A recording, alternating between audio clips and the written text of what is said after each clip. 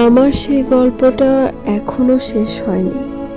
শোনো, পাহাড়টা আগেই বলেছি ভালোবেসেছিল মেঘকে, আর মেঘ কিভাবে শুকনো খটখটে পাহাড়টাকে বানিয়ে তুলেছিল ২৬ বছরের ছোকরা, সে তো আগেই শুনেছ। সেদিন ছিল পাহাড়টার জন্মদিন।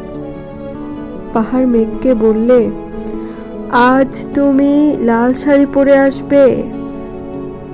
মেঘ পাহাড়কে বললে, আজ তোমাকে স্নান করিয়ে দেব চন্দন জলে। ভালোবাসলে নারীরা হয়ে যায় নরম নদী, পুরুষেরা জ্বলন্ত কাঠ। সেইভাবেই মেঘ ছিল পাহাড়ের আলিঙ্গনের আগুনে, পাহাড় ছিল মেঘের ঢেউ জলে।